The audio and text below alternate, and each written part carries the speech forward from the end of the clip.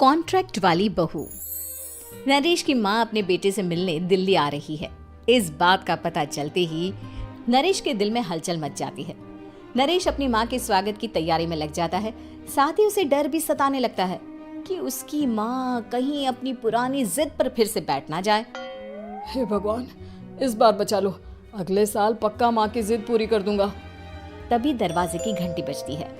नरेश दरवाजा खोलता है तो सामने अपने मकान मालिक को देखकर हैरान हो जाता है, क्योंकि उनके साथ एक सुंदर सी लड़की भी थी।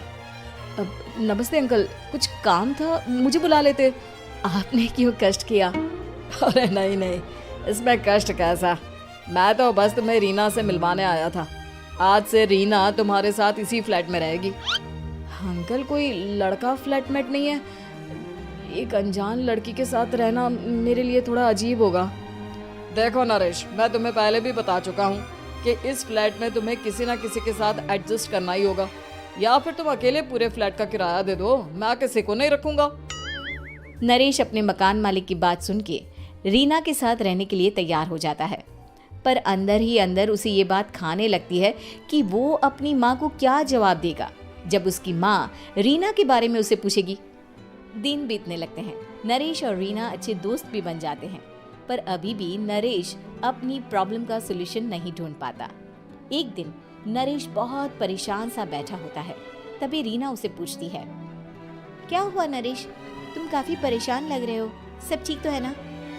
हाँ सब ठीक है, बस एक छोटी सी प्रॉब्लम है। वो एक्चुअली 2 दिन बाद मेरी माँ मुझसे मिलने आ रही है। अरे तो इसमें प्रॉब्लम क्या है, ये तो खुशी की बात है।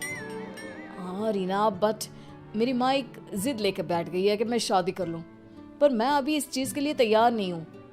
ऊपर से जब वो तुम्हें देखेगी तो 100 सवाल करेगी, क्या जवाब दूंगा? अरे इसमें कोई टेंशन वाली बात नहीं है, मेरे पास ना इस प्रॉब्लम का सलूशन है, जिससे ना तुम्हें शादी करनी पड़ेगी और ना ही तुम्हारी माँ मेरे बारे में कुछ पूछेंगी। रीना की बात सुनकर नरेश सोच में डूब जाता है। वो सोचता है कि रीना खुले ख्यालों वाली लड़की है, कहीं माँ को सच बता ना दे। नरेश को सोच में डूबा देखकर रीना कहती है, अरे क्या हुआ, किस सोच में पड़ गए? डोंट वरी, जैसा तुम सोच रहे हो ना वैसे कुछ भी नहीं है, मेरे पास एक प्लान है। मैं कुछ समझ नहीं पा रहा हूँ, कैसा प्लान? मैं समझाती हूँ। हम ना एक कॉन्ट्रैक्ट मैरिज कर लेते हैं। फिलहाल मेरे पास जॉब नहीं है, तो तुम इस रूम का किराया दे देना जब तक तुम्हारी माँ यहाँ रहेंगी, सिर्फ तब तक। और तुम अपनी माँ से कह देना कि मैं तुम्हारी पत्नी हूँ, इससे वो मेरे यहाँ रहने पर कोई सवाल भी नहीं करेंगी। बात तुम्हारी ठीक है, पर माँ से झूठ बोलना, ना ना पापा, मैं ये रिस्क नहीं ले सकता। कोई और आइडिया दो ना तुम। देखो मंजूर हो तो बोलो, वरना सच बता दो, मुझे कोई प्रॉब्लम नहीं है। रीना की बात सुनकर नरेश सोच में डूब जाता है। बहुत सोचने के बाद जब उसे कोई रास्ता नहीं मिलता तो वो रीना के बताए हुए रास्ते पर चलने के लिए तैयार हो जाता है। वो रीना से बात करता है और अपनी माँ की पसंद और नापसंद के बारे में बताता है। रीना भी नरेश की सभी बातों को ध्यान से सुनती है ताकि कहीं उससे कोई गलती ना हो जाए। आखिर वो दिन भी आ जाता है जब नरेश की माँ उससे मिलने दिल्ली आ जाती है। नरेश अपनी माँ को फ्लैट पर लेकर जाता है। जैसे ही नरेश की माँ फ्लैट के अंदर जाती है, रीना उसके पैर छू लेती है। ये देखकर नरेश की माँ थोड़ी घबरा जाती है और नरेश से पूछती है, अरे बेटा नरेश, ये कौन है? माँ, ये आपकी बहू रीना है। माफी चाहता हूँ, सब कुछ इतनी जल्दी में हुआ कि आपको बता ही नहीं पाया, इसलिए सोचा कि क्यों ना आपको सरप्राइज दिया जाए। अरे बेटा, मैं तो बस तेरा घर बसा हुआ देखना चाहती थी। हाँ, बहुत अरमान थे अपनी इकलौती बेटी की शादी को लेकर, लेकिन कोई बात नहीं, शायद किस्मत को यही मंजूर होगा। ये कहते ही नरेश की माँ रीना को गले लगा लेती है। रीना बेटिया, मेरा बेटा ना थोड़ा नादान है, पर तुम काफी समझदार लगती हो और मैं जानती हूँ कि तुम इसका बहुत अच्छे से ध्यान रखोगी। माँ आप चिंता मत कीजिए, मैं सब संभाल लूंगी। नरेश की माँ अपने बहू और बेटे के साथ खुशी खुशी रहने लगती है। दिन बीतने लगते हैं। नरेश की माँ और रीना का रिश्ता बहुत मजबूत होता चला जाता है। वो दोनों सारा दिन एक साथ रहती और खूब बातें करती। इधर साथ रहते रहते नरेश और रीना भी एक दूसरे से प्यार करने लगते हैं। दोनों को इस बात का एहसास हो जाता है, फिर भी वो इस बात को छुपा कर ही रखते हैं। एक दिन नरेश की माँ और रीना शादी के बारे में बात करने लगते हैं। रीना बिटिया, ये तो नरेश ने मुझे बिना बताए शादी कर ली, वरना मैं तो अपनी इकलौती बेटी की शादी इतनी धूमधाम से करती कि सारी दुनिया देखती रह जाती।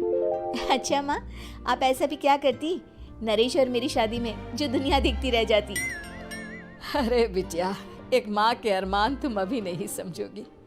मैं तो अपनी बहू को एक रानी की तरह लेकर आती और शादी भी बिल्कुल शाही अंदाज में करती, पर मेरे तो सारे अरमान ऐसे ही रह गए।